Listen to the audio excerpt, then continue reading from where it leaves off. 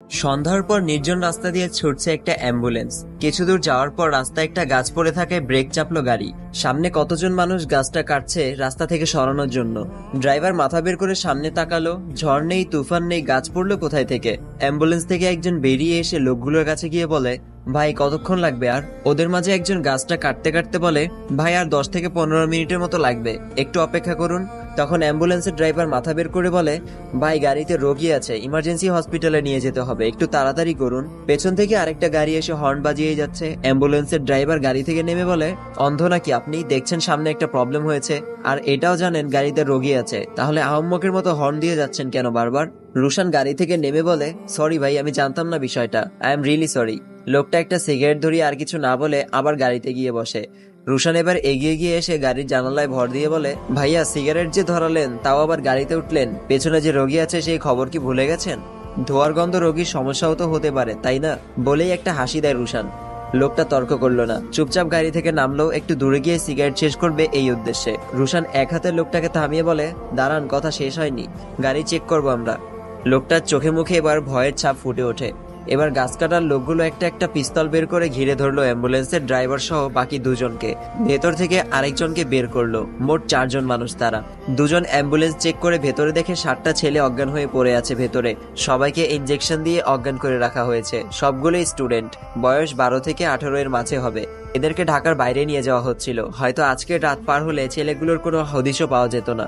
যেই 4 জনকে আটক করেছে তাদের মাঝে একজন সুযোগ পেয়ে দৌড়ে অনেকটা পথ পার হয়ে গেল, কিন্তু বেশি দূর যেতে পারলো না। রুশান লোকটার মাথার পেছনে শুট করতেই চিটকে রাস্তার পাশে জমিনে গিয়ে পড়লো লোকটা। বাকি 3 জনকে গাড়িতে উঠিয়ে নিল, আর লাশটাকে সরিয়ে নিয়ে সবকিছু স্বাভাবিক করে চলে গেল তারা। কয়েকজন অ্যাম্বুলেন্সটা নিয়ে ছুটলো, আর রুশান কয়েকজন বাকি 3 জনকে নিয়ে ছুটলো। রাত তখন 12টা। অন্ধকার একটা ঘরে একটা লাইটের নিচে লোকগুলোকে বেঁধে সামনে বসে আছে রুশান। রুশানের পাশের লোকটা ডকডক করে ঠান্ডা পানি গিলছে, সারা শরীরে ঘাম তার। এই 3 জনের উপর অলরেডি 2টা লাঠি ভেঙেছে সে, তবুও লোকগুলোর কিছু হয়েছে বলে মনে হচ্ছে না। রুশান অনেকক্ষণ যাবৎ প্রশ্ন করেও কোনো টু শব্দ বের করতে পারেনি। শেষে রুশান একটা বাঁকা হেসে বলে, জীবনের মায়া নেই তোদের? লোকগুলো এখনো নিশ্চুপ। এর মাঝেই অন্য একটা লোক রুশানের দিকে এগিয়ে এসে মোবাইল এগিয়ে দিয়ে বলে, স্যার আপনার ফোন। রুশান ফোন নিয়ে কিছুটা দূরে চলে যায়। ওপাশ থেকে কেউ বলে, স্যার ছেলেগুলোর জ্ঞান ফিরেছে, তবে এখনো কিছু বলতে পারছে না ঠিকভাবে। রুশান ঠান্ডা মাথায় বলে, ওদেরকে এখন কোনো প্রেসার দিবা না, আগে ভালোভাবে সুস্থ হোক, তারপর কথা বলার চেষ্টা করবে। এটা জানতে হবে যে ওদেরকে কি কিডন্যাপ করা হয়েছে, নাকি কোনো অন্য ফাঁদে ফেলে এমনটা করেছে। ফাঁদে ফেলে এমনটা করে থাকলে কারা ওদের সাথে মিশে ফাঁদে ফেলেছিল তাদের সম্পর্কে জানা যাবে। মনে রেখো, প্রত্যেকটা তথ্যই গুরুত্বপূর্ণ। এখানে যে 3 জনের কাছ থেকে কথা বের করার চেষ্টা করছি, মনে হয় না ওদের থেকে কিছু জানতে পারবো, কারণ এর আগেও যতজনকে ধরেছিলাম কেউই মুখ খোলেনি। সো তুমি ওদিক থেকে কিছু তথ্য কালেক্ট করার চেষ্টা করো। ওপাশ থেকে বলল, ওকে স্যার। পরদিন কলেজ থেকে ফিরছে রাজ, নিবিড়, নিলয় ও তুষার। এর মাঝে তুষার বলে, চল আজ বাইরে কোথাও খাই। সাথে নিলয়ও তাল মিলায়, পেটে হাত বুলাতে বুলাতে বলে, হ্যাঁ দোস্ত, তাই করি, চল, ক্ষুধাও লেগেছে খুব। নিবিড় ফোন টিপতে টিপতে বলে, বুদ্ধিটা যেহেতু তুষারের, তাই তুষারের আজকে খাওয়াবে। তুষার দাঁড়িয়ে বলে, ভাই বিশ্বাস কর, পকেট একেবারে খালি। নিলয় বলে, নিবিড়ের তো ব্যবসা ভালোই চলে, ওর বাবুরাই ওকে চালায়, তাই আজ নিবিড়ই খাওয়াবে। নিবিড় কিছুটা দূরে তাকিয়ে তারপর বলে, ওকে ফাইন, আজকে আমিই খাওয়াবো, তবে কোথা থেকে খাওয়াবো বা কিভাবে খাওয়াবো তা নিয়ে কোনো প্রশ্ন করতে পারবি না কেউ, তোদেরকে খাওয়ালেই হলো। নিলয় বলে, আমাদের তো এত কিছু জানার দরকার নেই, আমরা খেতে পারলেই হলো। নিবিড় আবার বলে, ওখানে গিয়ে কিন্তু কেউ কোনো কথা বলতে পারবি না যে খাবো না, এখান থেকে চল, একদম চুপ থাকবি সবাই। তুষার হেসে বলে, ভাই আমরা কখনোই খাওয়াকে না বলিনি, তাহলে আয় আমার সাথে। কিছুটা সামনে এগিয়ে গিয়ে একটা বিয়ে বাড়িতে ঢুকে গেল নিবিড়। বাকিরা অবাক হয়ে দাঁড়িয়ে রইলেও নিবিড়ের ইশারায় নিরুপায় হয়ে ঢুকে গেল তারাও, কারণ আশেপাশের মানুষগুলো তাকিয়েছিল তাদের দিকে। নিবিড়ের পেছন পেছন বাড়িতে ঢুকে গেল তারাও। দেখে বর স্টেজে বসে আছে, আর বউ মনে হয় এখনো ঘরে। নিবিড় পকেটে হাত ঢুকিয়ে বরের পাশে গিয়ে বসে বলে, কেমন আছেন দুলা ভাই? আমরা 4 জনই কিন্তু সম্পর্কে আপনার শালা হই, আপু মানে যিনি কনে আর কি, তার কাজিন হই আমরা। বড় একটু চালাক ছিল, আস্তে করে বলে, কিন্তু আমার বউয়ের তো কোনো কাজিন নেই আমি যতদূর জানি। নিবিড় একটু হেসে বলে, আরে আপন না, দূর সম্পর্কের কাজিন হই, আচ্ছা থাকেন, হ্যাঁ পরে কথা হবে। বলেই সেখান থেকে উঠে গেল নিবিড়। নিলয় ভয়ে কাঁপতে কাঁপতে বলে, ভাই তুই কি আজ আমাদের সবাইকে মার খাওয়াবি? নিবিড় হাত দিয়ে থামিয়ে বলে, চুপচাপ থাক, আর আমি কি করি দেখতে থাক শুধু। নিলয় আবার বলে, ভাই আমার ভয় হচ্ছে খুব, বউয়ের কাজিন বলে পরিচয় দিলি, আমরা তো বউকে তাও জানি না, তার চেয়ে ভালো চল সময় থাকতে কেটে পড়ি।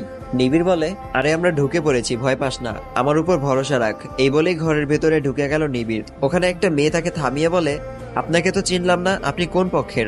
নিবিড় ভাবলো এটা হয়তো এই বাড়ির মেয়ে, তাই নিবিড় বুক ফুলিয়ে বলল, আমি বর পক্ষের, কনে দেখতে যাচ্ছি। মেয়েটা বলে, আমি বরের বোন হই, কিন্তু আপনাকে তো চিনলাম না। নিবিড় এবার আমতা আমতা করে বলে, বরের সব বন্ধুদেরকে কি আপনি চিনেন নাকি আজব? বলেই তাকে সরিয়ে হাঁটতে লাগলো। সবাই বরের বন্ধুরা কনে দেখতে এসেছে বলে বলে পথ ফাঁকা করে দিল। নিবিড় কনের পাশে গিয়ে বলে, কেমন আছেন ভাবি? আমি কিন্তু সম্পর্কে আপনার দেবর হই। বউ লজ্জায় কথা না বলে চুপ করে আছে। নিবিড় হেসে বলে, বাহ, ভাবি তো দেখতে খুবই লজ্জাবতী। বরপক্ষের সাথে দেখা হলে বলে আমরা কনে পক্ষের, আর কনে পক্ষের কাছে গিয়ে বলে আমরা বরপক্ষের। এভাবে সবার সাথে পরিচিত হয়ে খাবার টেবিলে বসলো নিবিড়, পাশে বাকি তিনজনও বসলো। পেট পুড়ে খাওয়া শুরু করলো সবাই। খাওয়া শেষে উঠে দাঁড়ালো নিবিড়। যাওয়ার সময় কনে পক্ষের একজনের সাথে দেখা হলে নিবিড় বলে, আমরা একটু বাইরে থেকে হেঁটে আসি। বলেই চুপচাপ বাড়ি থেকে বেরিয়ে গেল তারা। বের হতেই নিলয় বুকে হাত দিয়ে জোরে জোরে নিঃশ্বাস নিতে লাগলো। তারপর বলে, ভাই আরেকটু হলে আমরা জানটা বেরিয়ে যেত, ধরা খেলে আজ একটা মারও মাটিতে পড়তো না। নিবিড় হেসে বলে, বললাম না আমার উপর ভরসা রাখলে কিচ্ছু হবে না। তখন তুষার বলে, ভাই নীলজামা পরা মেয়েটা দেখলি মারাত্মক সুন্দরী, আমি তো যাওয়ার পর চোখই সরাতে পারিনি। ইস, তার সাথে যদি আরেকবার কথা বলতে পারতাম। তখনই নিবিড় হেসে বলে, হাসতে হাসতে নিজের ফোনটা বের করে তাদেরকে দেখিয়ে বলে, তোরা দেখ, সেই সুন্দরী থেকে অলরেডি আমি নাম্বারও নিয়ে ফেলেছি। নিলয় মাথায় হাত দিয়ে বলে, ভাই কেমনে পারিস তুই? নিবিড় হেসে হেসে হাঁটা ধরলো। নিলয় পেছন পেছন হেঁটে বলে, ভাই বল না কিভাবে নাম্বার নিলি? মেয়েটাকে সত্যিই আমারও ভালো লেগেছিল। নাম্বার নেওয়ার মুহূর্তটা এমনিতেই নিবিড়কে দেখলে অনেক মেয়েই ফিদা হয়ে তাকিয়ে থাকে। ওদের ফ্রেন্ড মহলের সবচেয়ে ড্রেসিং ও স্মার্ট ছেলেটা হলো নিবিড়, যেটা তার মেয়ে পটানোটা অনেকটা ইজি করে দেয়। ওখানে যখন তুষার নিলয় এরা বরের সাথে ছবি তুলছিল, নিবিড় তাকিয়েছিল ওই মেয়েটার দিকে। মেয়েটাও বারবার নিবিড়ের দিকে তাকাচ্ছিল, আবার চোখ ফিরিয়ে নিচ্ছে। তাই নিবিড়ের কনফিডেন্সটা আরো বেড়ে গেল। কিছুক্ষণ পর মেয়েটার সামনে গিয়ে বলে, বিরক্ত করার জন্য দুঃখিত আপু, আপনার ফোনে কি টাকা আছে? মেয়েটা একটু ভ্রুকুচকে নিবিড়ের দিকে তাকালে নিবিড় অসহায় ভঙ্গিতে বলে, আসলে আপু আমার ফোনটা খুঁজে পাচ্ছি না, একটা কল দিয়ে দেখতাম। আমার ফোনটা হারালে অনেক সর্বনাশ হয়ে যাবে আপু, প্লিজ হেল্পটা করুন। মেয়েটা এবার নিবিড়ের দিকে একটু ভালোভাবে তাকিয়ে ফোনটা এগিয়ে দিয়ে বলে, এত বড় ছেলে নিজের ফোন সামলে রাখতে পারেন না? এই নিন, তাড়াতাড়ি করুন। নিবিড় ফোন পেয়েই নিজের নাম্বারে ফোন দিয়ে দিল, কিন্তু নিবিড়ের ফোন অন্য কোথাও না, তার পকেটেই বাজতে লাগলো। মেয়েটা এবার রেগে নিজের ফোন কেড়ে নিয়ে বলে, ফাজলামি করেন আমার সাথে? নিবিড় এবার পকেট থেকে নিজের ফোনটা বের করতে করতে বলে, আসলে আপু সব কেমন জানি এলোমেলো হয়ে গেছে আপনাকে দেখার পর থেকে। এত সুন্দর ও মায়ার অধিকারী আপনি, যা আমার চোখে দ্বিতীয়টা ধরা পড়েনি, তাই নিজেকে গুলিয়ে ফেলেছিলাম। সত্যি আপু, আপনার চোখের দিকে তাকালে আমার মতো যে কোনো ছেলেই ওই চোখে নিজেকে হারিয়ে ফেলবে মুহূর্তেই। যেন ওটা চোখ নয়, এক স্পষ্ট মায়াজাল। একটুও বাড়িয়ে বলছি না, আপনি এই প্রশংসারই যোগ্য। গাড়ি থেকে নামতেই রাইসাকে অন্য একটা ছেলের সাথে দেখে একপাশে কিছুক্ষণ চুপচাপ দাঁড়িয়ে থাকে রুশান। মোবাইলটা বের করে রাইসার নম্বরে ফোন দিলে ফোন কেটে দেয় রাইসা। এবার যেন রাগটা মাথায় চড়ে বসেছে রুশানের। আরেকটা গাড়ি নিয়ে সোজা চলে যায় সে। রাস্তার পাশে আমরা বিক্রি করছিল এক লোক। রাইসার ফ্রেন্ড সাইমা গেল আমরা নিয়ে আসতে, যার ফলে রুশানকে দেখেছিল সে। আমরা নিয়ে রাইসার কাছে গিয়ে বলে, কিরে রুশান ভাইয়া এসে আবার চলে গেল কেন? সাইমার কথায় রাইসা চমকে উঠে বলে, ভাইয়া এসেছিল মানে? হ্যাঁ, গাড়ি থেকে নেমে কিছুক্ষণ তোদের দিকে তাকিয়েছিল, এরপর আবার কি ভেবে অন্য গাড়ি নিয়ে উঠে চলে গেল সে। সাইমার কথা শুনে এবার একটা শুকনো ঢোক নেয় রাইসা। আজ যে বাসায় গেলে কপালে দুঃখ আছে তার নতুন কিছু না। প্রতিদিনের মতো আজও পেছনের বেঞ্চিতে বসলো রাজ, কারণ তার তেমন একটা স্মার্টনেস না থাকায় অন্য স্টুডেন্টরা তার সাথে মিশতো না। তাই প্রথম বেঞ্চগুলোতে বসার সৌভাগ্য কখনোই হয়নি তার। স্যার ক্লাসে লেকচার দেওয়ার সময় আজ হঠাৎ একটা প্রশ্ন করে বসে। প্রশ্নটা ছিল আজকের আলোচিত অধ্যায় নিয়ে, তোমাদের মধ্য থেকে আমাদের মতো করে এখানে এসে বাকিদের বুঝিয়ে দিতে পারবে কে? সবাই তখন নিশ্চুপ হয়ে বসে রইল। স্যার একটু মুচকি হেসে বলে, ভবিষ্যতে তোমরাই এই পজিশনে আসবে, এমন শতাধিক স্টুডেন্ট নিয়ে তোমাদেরও ক্লাস করাতে হবে। এখন থেকেই প্রস্তুতি নেওয়াটা তোমাদের জন্যই ভালো হবে। সাহস তৈরি হবে তোমাদের মাঝে, ভয় পাওয়ার কিছুই নেই, আমি হেল্প করব, সমস্যা নেই। কিন্তু কেউই সামনে গিয়ে লেকচার দেওয়ার সাহস করলো না। পেছন থেকে রাজ হাত তুলে উঠে দাঁড়িয়ে বলল, স্যার আমি চেষ্টা করে দেখতে পারি যদি আপনি হেল্প করেন। রাজ এভাবে দাঁড়ানোতে আশেপাশের সব স্টুডেন্ট হাসাহাসি শুরু করলো।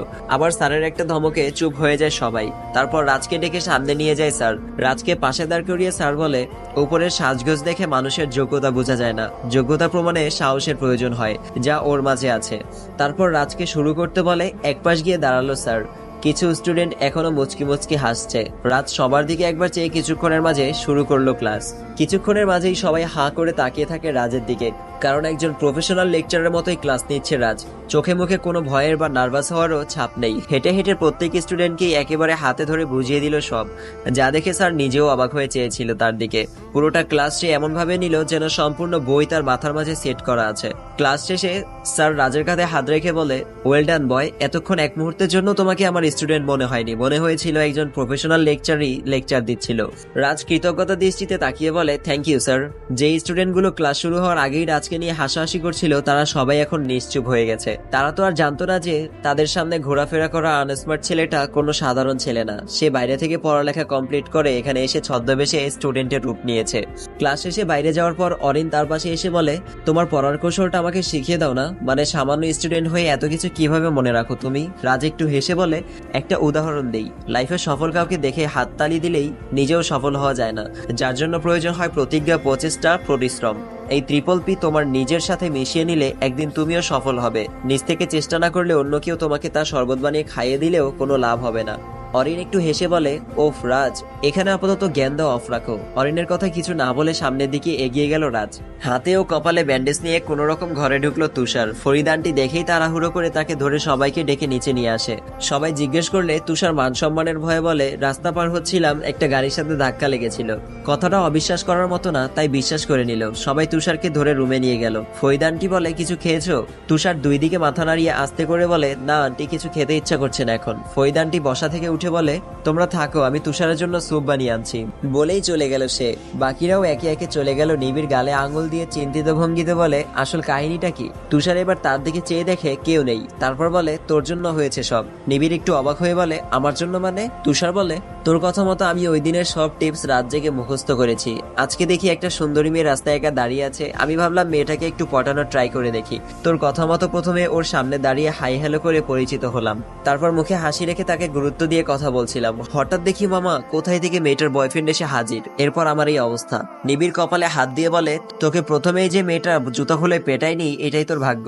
তুষার রাগের লুক নিয়ে বলে, তুই যা যা শিখালি সবই তো করলাম। নিবিড় একটু বিরক্তি নিয়ে বলে, আরে ভাই, তোকে ঔষধ দিয়েছি, তুই একটা একটা খাবি, প্রথমে পরিচিত হবি, এরপর ফ্রেন্ডশিপ করবি, তারপর রিলেশনে যাওয়ার ট্রাই করবি, তাও কৌশলে। আর তা না করে তুই সবগুলো ডোজ একসাথে মেরে দিলি। তুষার বলে, ভাই আমি তো ভাবছিলাম সবগুলো ডোজ একসাথে দিলে মেয়ে আরো তাড়াতাড়ি পটে যাবে। ভাই তোর মেয়ে পটানোর কোনো দরকারই নেই। তুই এক কাজ কর, ফোনে একটা অ্যাপ আছে টকিং অ্যাঞ্জেল, একটা মেয়ে বিড়ালের অ্যাপ। ওটাকে তুই পালতে পালতে বড় করবি, আর ওটার সাথেই কথা বলবি, ওটাকে সাজাবি, ঘুম পাড়াবি, খাওয়াবি। তোর আর প্রেম করার কোনো দরকার নেই। তাদের কথা শেষে পাশে তাকিয়ে দেখে নিলয় এতক্ষণ ধরে সব শুনছিল। তারপর হাসি দিয়ে নিলয় বলে, তুমিও তাহলে এই লাভগুলো চক্করে পড়ে মেয়ে ঘটিত ব্যাপারে মার খেয়ে বাসায় এসেছো? বাহ, ভালো তো। তুষার এবার নিলয়ের দিকে তাকিয়ে দুই হাত জোর করে বলে, ভাই তোর দুইটা পায়ে চেপে ধরি, যা শুনেছিস তা কাউকে বলিস না, আমার মান ইজ্জত একটুও থাকবে না তাহলে। সারাদিন প্রাইভেট কোচিং এসব নিয়ে কোনো মতে দিন কাটিয়ে দিলেও সন্ধ্যায় ঠিকই বাসায় ফিরতে হলো রাইসাকে। এসে দেখে মা চুপচাপ কাজ করছে, কিছু জিজ্ঞেস করলেও কিছু বলছে না। রাইসা একটা শুকনো ঢোক নিয়ে নিজের রুমে চলে গেল। দেখে সারা রুম অন্ধকার। ব্যাগ রেখে সুইচ অন করতেই চমকে উঠেছে, কারণ দুই পা মেঝেতে ছড়িয়ে খাটের উপর বসে আছে রুশান। মুখে কোনো কথা নেই। রাইসা ভয়ে ভয়ে ব্যাগটা পাশে রেখে বলে, ভুল হয়ে গেছে আমার, আর কখনো এমন করব না, প্রমিস। আসসালামু আলাইকুম গাইস। সবাই একটা কনফিউশনের মধ্যে পড়ে যেতে পারেন যে রাইসা আবার কোথা থেকে এলো রাইসাকে। তো রুশানের খালাতো বোন মানে আরিশার মেয়ে রিমা, তো রিমার নামের পরিবর্তে নাম রাখা হয়েছে রাইসা। তো সবাই ভালো থাকবেন, সুস্থ থাকবেন, দেখা হচ্ছে পরবর্তী ভিডিওতে। আল্লাহ হাফেজ।